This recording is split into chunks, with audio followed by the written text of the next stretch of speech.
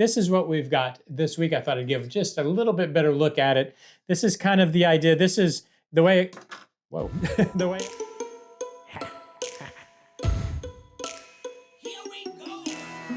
Welcome back to the Workbench, where we try to make things. And it's Wednesday, so we're back working on AMT's 1955 Cameo. This is the Mars Garage shop truck build that we're doing, part of the 10,000 subscriber celebration. If you'd like to get caught up on this build, there's a link down in the description to a playlist where you can get completely caught up to where we are right now. And where we are right now is what I think we're going to call step 2 of the patina, or the paint, at least the body paint. So this will be step 2. And what we've added, let me go ahead and pull the body off of what we got here. We've added the primer, right? So now we have primer and exposed rust. But the question, I guess, is how did we get here? And I did this with the salt method. And the easiest way for me to do the salt method, so you can soak the body in water, but if you put a flat clear on this, which you should have already put a flat clear on this, it's just going to bead. The water's just going to bead on the body.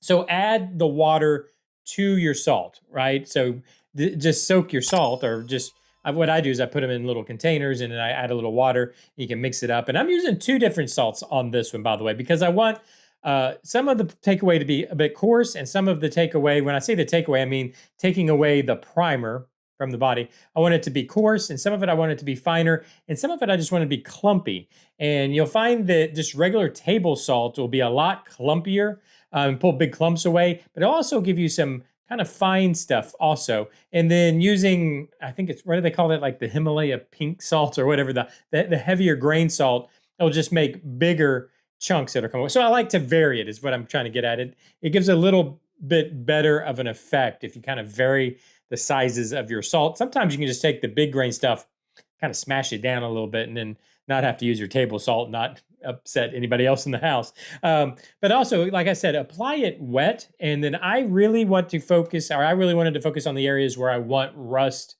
to appear. And we'll talk about this a little bit in here a little bit. But so basically I focused on these top, on the kind of the top shelves, or the upward facing parts of the body, and then just prime over it. So I wanted to apply the primer. Now, the only advice I would give about applying the primer over this is keep your whether it's a can or your airbrush or whatever it is that you're spraying with, you're going to have to spray it, right? Keep it back. You don't want to blow off your salt, so you want to be very mindful of keeping the air pressure hitting the body a little bit lower. You don't want to put it up close and then just blow all the salt off, and then you've ruined the effect. So thin coats from a distance. I did, I think probably about 3 coats, thin coats, which is fine. Let it completely dry. And then the easiest way that I found is you can just start, chipping it off, and then take it to your sink or a sink and get like a scouring pad or something like that. And you can really kind of wash it off with that scouring pad, and it'll really flake off all the salt. Because that salt, once that salt dries, by the way, I don't know if I mentioned, but make sure you let the salt completely dry. Let it completely air dry. Again, you don't want to go over it with a heat gun or a hair dryer or anything that's going to blow on it, because you don't want to blow the salt off. So just let it sit, let it completely air dry. And once you do, it really adheres itself to the body. So you'll have to do some scrubbing to get it off. And then I came back on this and just hit it with some 1000 grit wet sandpaper. So I came in, which really gets the rest of the grit off, and it'll smooth out some of the edges and stuff, which I think is nice. And it leaves a pretty decent effect. Now, the few things I wanted to mention is when I was putting the salt on, I definitely wanted to just focus on where the rust is going to show through, because this is only step 2. There's going to be a step 3. We still have to put body color on. So when we do body color and then we pull back the body color, remove body color to expose rust, we also want to expose primer, because then that gives you that variety of kind of layered weathering. It gives you aging, right? So this patina has occurred over time. So we want some kind of different color, different shaded, different rust color, and then we also want some primer to show through. So you got to keep that in mind while you're doing your salt. is so on the doors and down here, I'm probably going to want more just primer showing. I did go back and hit the corners with some sandpaper to try to get, because a lot of times you get that rust in the corners of the cabs. So I did pull that back because we might want to expose rust there. But what we'll do next, keeping this in mind, what I want to do next is we're going to use the hairspray technique. So this will be for next week. I'll kind of explain what I'll do, but of course next week we'll take a closer look at it. Is I'll just hairspray this whole thing. Well, actually back up. I have not matte cleared this yet. So this will get a matte clear coat because I want to seal this in. Every step I want to seal it in. So it'll get a matte clear coat. And then once that's fully dry, over top of the matte clear coat, we'll go with hairspray. So I will put hairspray. We'll fully paint the whole cab body color. And I'll keep it thin. It's best to keep it as thin as possible. Two reasons. One, the paint that would have came on these trucks would have been pretty thin. Two, you would be the paint would be weathering back, so it would thin. And three, when you go to try to expose the hairspray technique, which I'll show you next week because it's basically gonna get hairspray on it. It's gonna be a lot easier to pull back a thin coat than if it's a thick coat of paint. So keep that in mind. But that's what we're going to do next week. This is what we've got this week. I thought I'd give just a little bit better look at it.